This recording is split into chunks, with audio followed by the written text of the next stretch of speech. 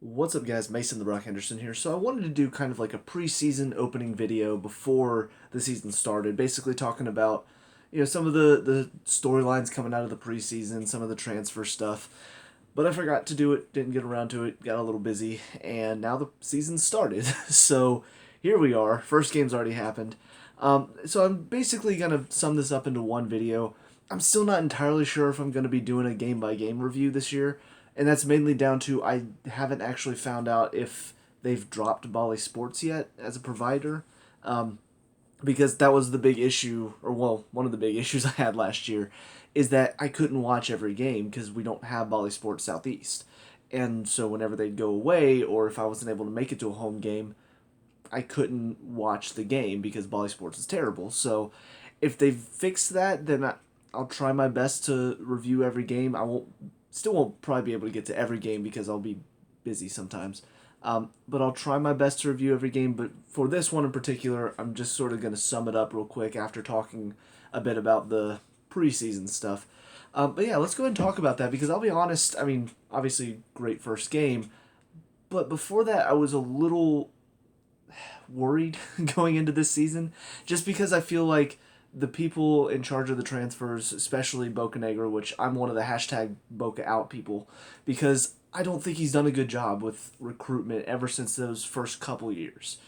I feel like we've not brought in the level of quality that we expect to. I feel like they've just gone and gotten who's the big name right now. Let's go get him in mainly in South America is where we get a lot of our big name talent from. But I feel like we've not really been focusing on trying to build a good team. You look at the managers we've brought in. DeBoer, even though some people still like him because he won his trophies, his style did not match what we wanted to see here in Atlanta. We wanted to see fast attacking. We had players that are fast attacking type of players, but we had a manager that wasn't going to play that way. He's very much a controlled possession build out of the back, and it was dull, it was boring, it didn't suit the MLS at all because most of these teams fly at you. So it just didn't work. And was even though we did win a couple trophies under DeBoer, it still didn't feel like we were a solid team. It was very boring to watch. So then after that, we had a little bit of a run where I don't even remember who was in charge of the team after DeBoer left, after the MLS's back tournament. But we just had a run where, I mean, I didn't even watch because we were so pitiful. The players we had weren't good enough. Obviously, we were missing Martinez through injury, so that didn't help. But it just felt like we weren't even really a good MLS side. So I didn't watch. I don't know how many people watched that season, but it felt like we were not ourselves that year. And then Heinze comes in, and at first it seems like, okay, maybe he'll bring some of that flair back, but then we find out he's actually a terrible coach and did awful things to the team. So again, Bocanegra, what are you doing? You should do your research and find out about these coaches before you bring them in.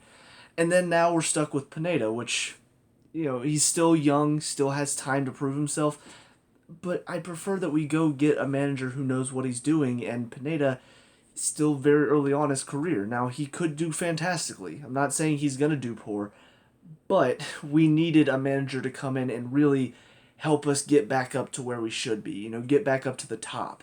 Instead of getting a manager and saying like, all right, now show us what you can do because we really don't know because you've only been an assistant manager before now. So I don't like what they've done with the managerial position. And then you look at the transfers and weren't great transfers this season. I mean, you look at who went out and who came in, and some people were getting excited because we picked up a couple good attacking options. I'm worried about our defense because last season we were giving up goals, easy goals. We were not defending well. We were giving away leads because we weren't defending well. And what did we do? We sold off one of our best defenders in Franco Escobar. We sold him. I know he had issues with Heinze. I'm pretty sure that's why he was loaned out last season. But Heinze is gone, so why are we not trying to integrate him back in? Because he was a good defender. He was a very solid player, and now he's gone. And we sold him. Not only did we sell him, we sold him for pretty cheap for what he's probably worth. I would say I probably should have sold him for at least $1 million, maybe 1.5. I think we sold him for 800,000 maybe.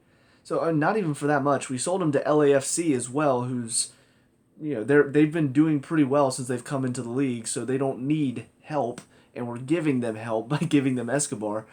So we've sold him off, and then we also sold off Bello, which frankly I didn't really see him as a defender. He's much more of a wingback. We didn't really have a left fullback last year, and I talked about that. We didn't have a left fullback, and we didn't have a right wing back. We had, I guess Hernandez. I don't really know what he is because I haven't seen enough of him. But Lennon, he's much better as a fullback. And people can talk about how good he is up front. He's really not. His attacking quality is terrible. He's much better in defense. That's one thing he does very well. Is he defends well.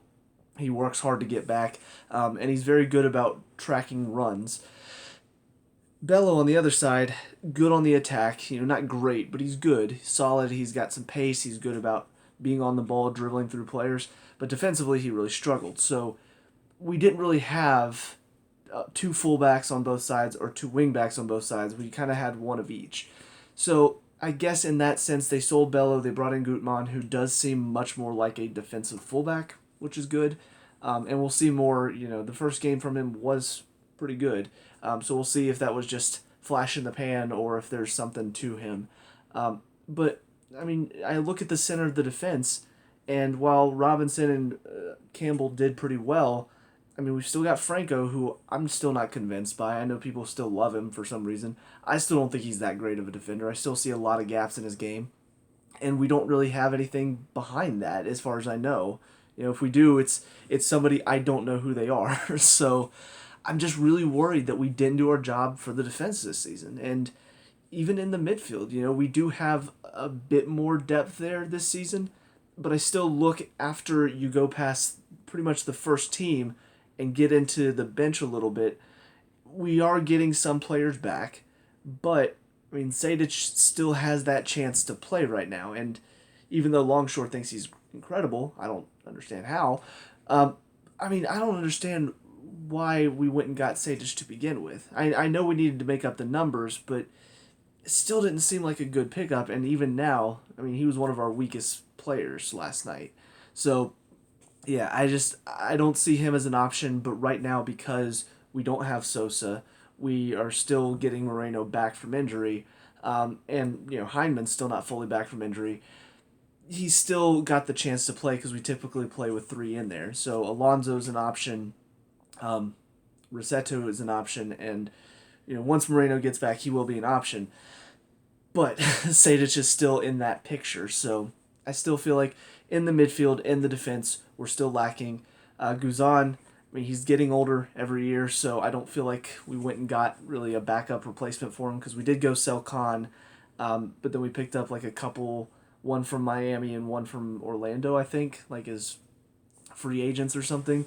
I don't know if they're going to be any good, but I do feel like we need to start looking, okay, who's going to take over for Guzan, as our number one. And it feels more like we just got a couple more keepers that can fill in if he's going to be out for international or injuries. So I am very disappointed in the work we did in the transfer market. And then on top of all of that, you look up front, what we did bring in, it doesn't seem too bad. Almada, we'll see how he is. If he's not better than Barco, then the question is going to be, why did we loan Barco and then bring Almada in? Because I know Barco was loaned out to give us a free DP space to bring in Almada. But if that doesn't work out, then the questions are going to be raised even more of, do we actually have a scouting team that knows what they're looking for? Do we have a team that knows what we need out there? Because there are times when I've wondered that, especially based on how PD did. Barco's done okay, but he's not been as great as they seemed to make him out to be when we brought him in. And then, of course, the big one that a lot of people are still talking about, and I'll just go ahead and say I don't like Dwyer. And it's not even because of the Orlando thing. I just remember him playing. There's kind of a personal vendetta there for me. He's not a terrible player. He's not good. I don't think he's a fantastic player. He did okay last night. But he was in that run of when Arena was coaching the U.S. men's national team. And I don't like Bruce Arena. Bruce Arena is an arrogant asshole. But I just remember Dwyer was one of those guys that he brought in for the I think it was the Gold Cup or the CONCACAF. Well, it's the CONCACAF Gold Cup, I think is what it was. And I just remember watching Dwyer and thinking, God, he's playing for our national team? Like, he's, just because he's doing well in the MLS, like, he's being brought up. And that's just, he's one of several players that I feel that way about. Ariola's another one, honestly, where he just, yeah, he does well at the MLS level because it's MLS. You try to transfer that to the international level, you're not going to do well because it's much higher quality, even though CONCACAF, I mean, really, the quality there's not that great. But I mean, you talk about bringing them to the World Cup, you're going to be facing some of the best players in the world, and you're bringing in Paul Oriola? I mean, really? So there are just certain players like that I look at them and I think they played for our national team, and I watch them play, I'm just like, they played for our national team? So Dwyer, for me, I'm always going to have that kind of, I don't really want to see him. However, if he can, I mean, he hasn't honestly done well from what I heard in the MLS recently, so even that form is faded for him, but if he can find it again, great. I mean, I'm not going to complain if he's scoring goals for us, but I will not ever personally be happy that we picked up Dom Dwyer, because I'm just not a fan of his. It would be like, if Ronaldo came to play for Atlanta, like, everybody would be so happy to see Ronaldo. I'd be fine if he scored goals, but I'm not a Ronaldo fan. I don't like him. I think he's a punk. So I'm never going to really personally be a fan of Ronaldo, even if he played for Atlanta. So anyways, that's my little 2 cents on the transfers and stuff. And it didn't set up for an exciting season for me. I was really worried. But then the first game happened, and I will admit there is a little bit more excitement there. And so I'll go ahead and talk about kind of my thoughts on the game. First of all, for the lineup, I know it's kind of difficult because we are missing quite a few players. I mean, there's no Mulroney, no Franco, no Heineman, no Almada, and then Moreno is still returning from injury, so he doesn't start. Lennon was still returning from injury, so he doesn't start. So a lot of players that were not really available last night. So because of that, it was kind of a bit of a hodgepodge, a couple first team, a couple second team players, a couple players that hopefully we won't see much of. Again, Sadich. But for what it was, I mean, first of all, the performance overall was pretty good. I mean, it's definitely one of those early season performances where you have your ups and downs. You have your moments where flying high, moving the ball well, but then you also have your moments where kind of tired legs get to you and you see a lot of just booting the ball or diving into challenges. So there were goods and bads to the performance, but overall I was happy with what I saw because again, mostly first team or mostly second team, but some first teams. There was enough out there for me to go, okay, we have decent quality this year. We have enough that I'm kind of excited. And again, barring, we'll see how Almada does. But, I mean, you've got Joseph in there, and he's performing well. Arujo, I mean, obviously that is going to hurt us, him being out with the hamstring. That's going to hurt us to not have him for a few weeks. But, I mean, he looks pretty solid from the first game. Moreno came on, looked pretty fiery. Roscetto looked good in the midfield. And our back line did okay for the most part. I mean, it's a good start to the season, and Sporting Kansas City, while they didn't actually play that well, I mean, they're not exactly one of the pushover teams either. They're not, I hope Charlotte ends up being one of those teams because I would hate for us to. I think that happened with Cincinnati their first year. I think we played them and, they held us to a draw or something that first year. I think that's what happened. But I just remember thinking, God, that's embarrassing to watch. But, I mean, we're not facing a team like Cincinnati or like Miami. One of those teams that they're still struggling. They're not doing too well.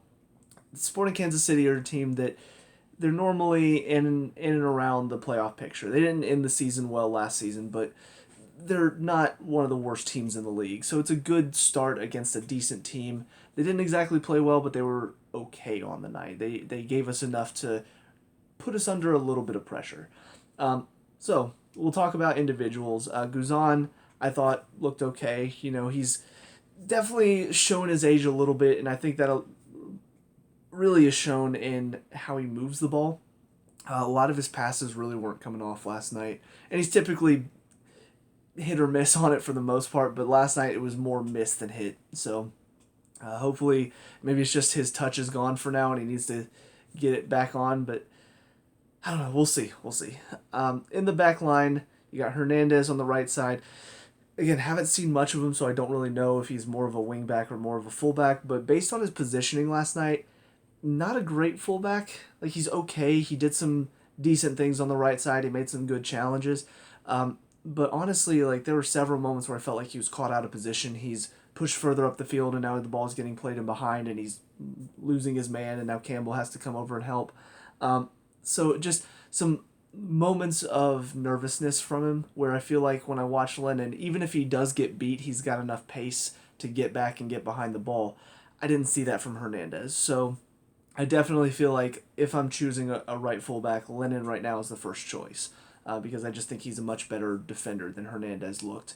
Campbell, for me, showed why he deserves to be starting. And I remember thinking this last season, whenever it was Franco and Robinson, I just remember thinking, why is Campbell not getting a look in? Why are we not playing Campbell? Because Franco's not really that good. Campbell, every time I saw him, seemed to be pretty solid. And last night, I thought was another great performance from him. On the ball, a couple moments where he was maybe a little naive with it. I mean, he's still pretty young, so he's still growing in the game. But defensively, I mean, I remember more moments of him making great clearances, making good tackles, winning the ball out of the air on set pieces. I remember more of that from him than I even do from Robinson. So, yeah, I don't understand why we haven't seen more of him up until now, but based on the performance last night, my first, unless Franco comes in and does fantastically, my first choice would be Robinson and Campbell. And if Franco comes in and does well, honestly, right now it'll probably be Campbell and Franco, because Robinson, not a terrible performance, not a bad performance, but I've seen better from him. And I feel like, I don't know what's going on with him, because I feel like he's sort of been not as great, not as consistent that as I've seen in the past. There was a moment, I can't remember exactly when it was, but there was a moment in one of the qualifiers recently for the U.S. men's national team where he looked lost. I think it was against Canada. Like, he looked lost, and he got beat both times, I think, for the goals. And it seemed like he was a shadow of his former self. And, I mean, honestly, he's still young, so he's still growing as a player. But to be flying so high and looking like one of the best defenders in the MLS to now last night looks very average. Decent defending, decent challenges, but not really as effective and not really as involved as I've seen him in the past. I don't know. I'm a little worried that maybe he's one of those players that he hit his high point early on, and now all the eyes are on him, and he's the future of the national team. He's the future defender. All these offers possibly coming in for him.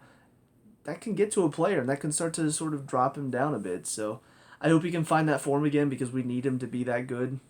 Because, again, we don't really have much behind him in Campbell right now. So, but we'll see how that develops throughout the year. Gutman, like I said, looks a fullback. Like, he looks much more like a left fullback than Bello did. Much better defensively. The attack is where he struggles a bit. He had a couple really wayward crosses, and there were some times where it looked like he was scared to cross, even though he had so much time. And even whenever he had time to drive as well, like, he doesn't really seem to know what to do whenever he's out there on the wing.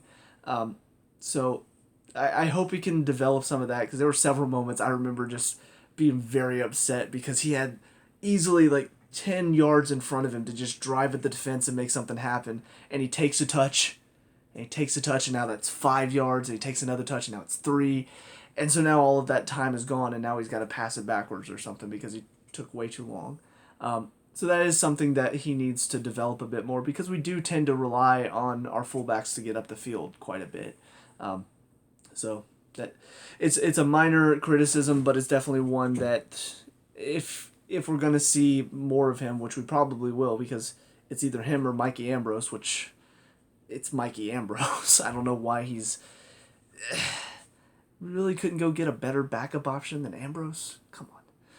But anyways, into the midfield, we had Alonso in the middle, and he's another unknown for me that, I mean, I know he's played in the MLS, but I don't really watch the MLS, so I don't know much about him. But he's older. He's hopefully more experienced. Didn't really show last night. There were several moments where he seemed a little naive. He did okay. I would describe him between a Lorenowitz and a Carmona. I would describe him more as a Carmona, and what I mean by that is he's definitely one that's more likely to go into a rough challenge, and sometimes it's because he wants to really get stuck in and get involved, but other times I think it's because he's a little slower and he doesn't read the game as well, and so he feels like he has to go into a challenge because he didn't read the situation, and now it's more of a last-ditch challenge. So he did fine on the night, though. The challenge he went into for the yellow was really dumb because, I mean, he's basically there with the guy. He just has to stay on his feet and go with him, and he goes flying in. Took him out. Easily could have been a red because the guy was almost in on goal. Thankfully, didn't end up that and ended up as a yellow, but a couple of moments like that throughout the game made me question, is he the final piece that we need in our midfield? Because right now our midfield still is kind of, it's iffy. I don't really know what to expect from it. I don't know if he's really going to tie it all together or if he's just going to be a good option, a good backup option, really, to Sosa. But I guess, again, another one that we'll see as the season progresses, how he comes along. The two in front of him, Sadich and Roscetto. I already talked a bit about Sadich. Not a good player. He's been that way since he's come in. I've never thought he's that good of a player. Every time he's played, I'm just like, he's basically just taking up a spot on the field for us. If we played with 10 men without without Sadich on the field, I feel like we'd be just as effective as 11 with Sadich. So, yeah, I don't understand why we went and got him. We probably many better backup options out there than Sadich. We went and picked him up from a dropping Montreal team, and he wasn't even playing that much for him, so that should tell you something. But whatever. Again, he hopefully won't see the field that much if we keep our midfield healthy. But it's just scary to know that he's probably a backup option. But then Roscetto, I thought, looks solid. He's actually one that I don't really remember a lot from him on the night because he was just sort of quietly doing his job well. He wasn't tearing the field apart. He wasn't making a lot of great challenges. He wasn't tearing the field apart with his passes, but he was there. He was doing his job. He was solid. And honestly, sometimes that's what you want out of your midfield. You want to not notice them because sometimes that means that they're just doing okay. I often use it. You can be noticed in one of two ways. You can either be noticed Conte, where he's just constantly all over the field and he's just tearing everybody apart and he's absolutely destroying the other team with his defensive capabilities, or you can be noticed like Jorginho, where his bad passes and giveaways constantly lead to chances for the other team and he's assisting the other team. So if you're somewhere in the middle, that's pretty good for the midfield. That means you're doing okay. You're filling that role. You're doing your job well. And I'm happy with that. So, into the front three. First, talk about Araujo because, obviously, again, went off early. Hopefully, it's not too bad of a pull, but it definitely looked like a hamstring pull, which means it's going to be at least a couple weeks. Looked solid. He's a player that he started off really on fire, looked like he was going to tear up the league, and now he's okay. He's not as good, I think, as when he first came in. He's not as creative and not as flary? Is that the right word? He doesn't have as much flair to his game, basically, as he did when he first came in. But for the most part, worked pretty hard. I thought he got on the ball very well for the goal. So, looked okay, and again, hopefully it's not too bad so he can come back quickly. Wolf looked young. I know he just turned 19 this month, so he's definitely a player that, because he's 19, he does need to start developing his game. Because if he's 17 or 18, you could say, all right, well, he's still young. He's still got time to grow into an MLS player. But once you get to 19 or 20, if you're still not at the MLS level, like honestly, Andrew Carlton is a good example of that. He was a player that everybody was touting as like, oh, he's going to be great. He's going to be fantastic. He hit 19 and 20, which I think, I'm actually going to check that real quick. Like, when did he turn? Because I remember when he first started, I think he was 17 or 18. But then as it went on, he really didn't grow that much. He was still pretty much Okay, so he's turned 21, or he's turning 22 this year. So yeah, he turned 19 or 20 around the time that, DeBoer came in, I think, and probably left, if that's right. But I just remember thinking, like, he looked fiery, he looked exciting when he was a kid, but he didn't really have a whole lot of talent. And then as he got a little bit older and he did get into his 20s and now he's 21, he's still not really developing. And if you're not at least looking like you're about to be an MLS talent at 19 and 20, chances are you're probably not going to hit that level.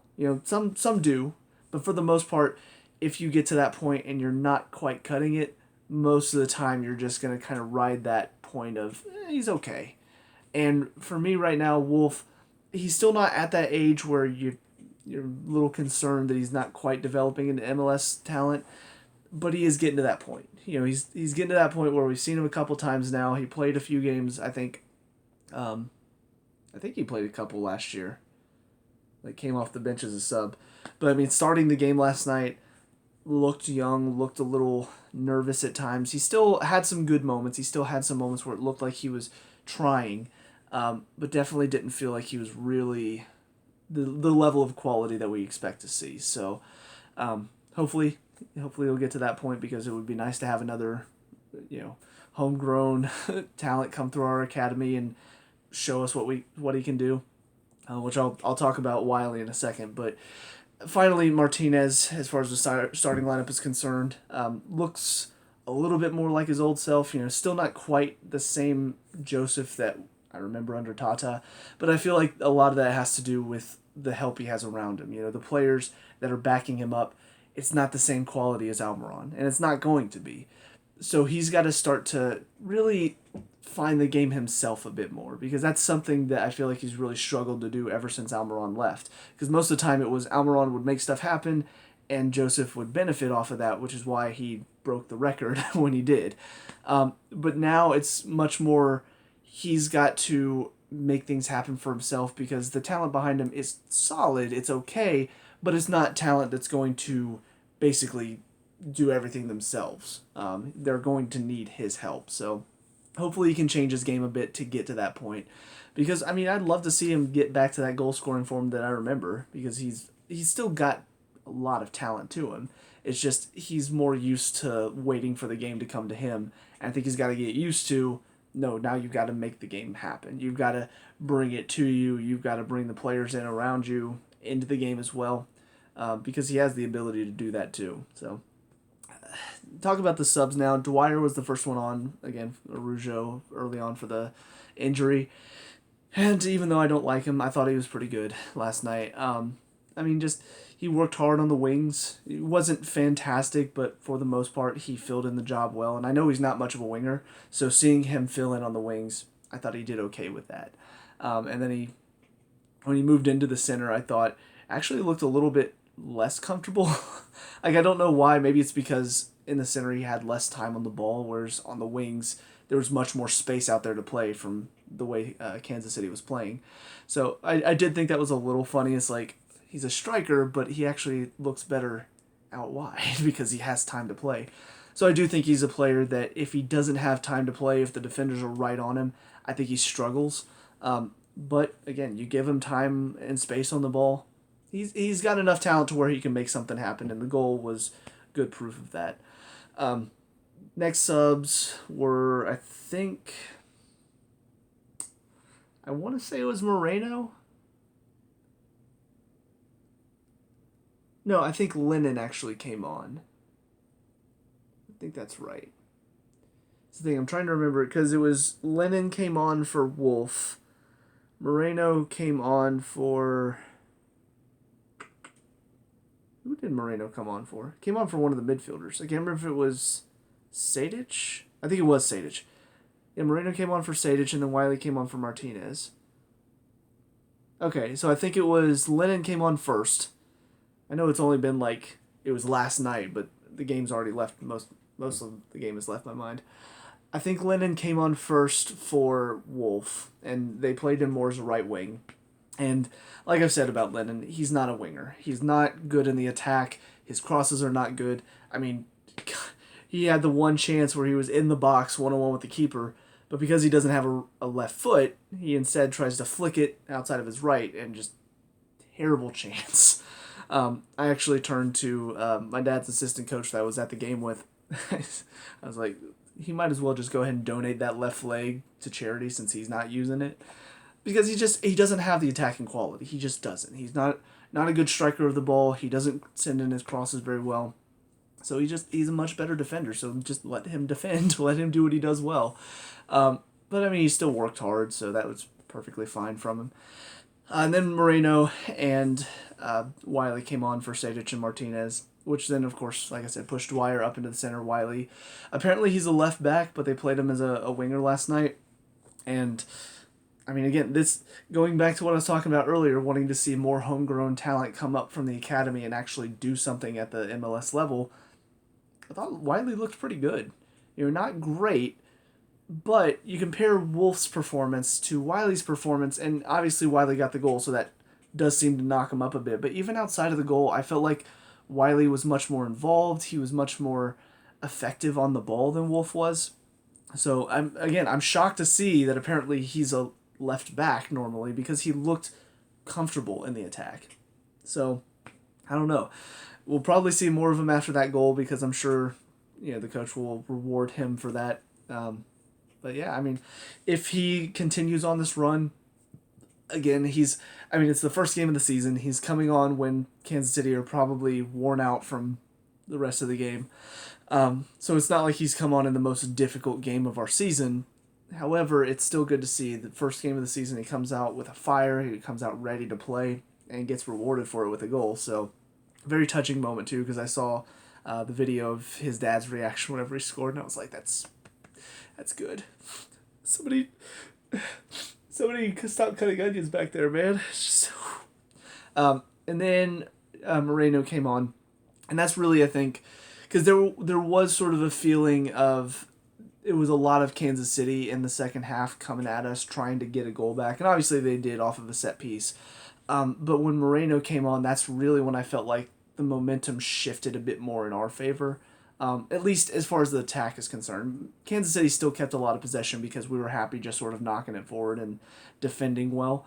But once Moreno came on, it felt like our attacks became a lot more potent, because he was doing a lot better job than Sadich of making things happen. And honestly, Moreno for me has been probably the standout player of the last, this first game and then last season as well. He's just been very consistent.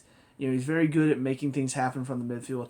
Honestly, I always saw him as more of a winger, but ever since, I think it was maybe like the last 2 or 3 games of the season, we saw him much more as a midfielder. As more of a box-to-box, playing in the midfield 3. But he looks much more effective there. His ability to get back, he doesn't always defend. Sometimes he will walk back, and I've seen it from him from time to time, and I do get a little frustrated. But when he does work back to win the ball, he's very effective at it. He kind of reminds me of a Kovacic, just the way he has the ability to get around the player and poke it off of him real well. So he has that side of his game, but then his passing as well, I think, really helps unlock that midfield. It's just very good at getting us past that first line of press, and now we're going at their defense. So, I really like how Moreno's come along in the last year or so. But like I said, it's a good first game. It gets me a little bit more excited for the season. I'm still not. I've made the mistake before. I think it was last season was when we had that first game against Chicago, and we're just like, oh, we're great. Hines is a great coach, and then it fell apart real quick after that. So I'm not riding the high of like, oh, we're going to be great this year, guys. This first game shows we're going to be fantastic. But it does give me a little bit more hope, seeing some of the performances, seeing some of these players that, again, I knew nothing about, like Alonso, like Gutman, seeing them play pretty well for the most part. It does give me some hope that this season's going to be better, because we don't even have a lot of our first team players in.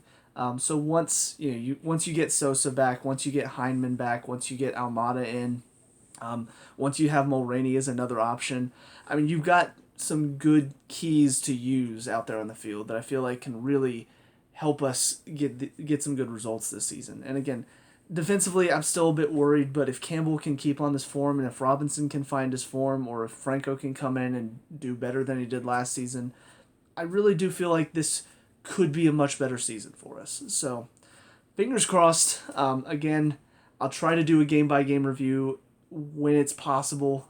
It's really going to depend on, if I'm busy during a home game and if Bally Sports still has, the away games.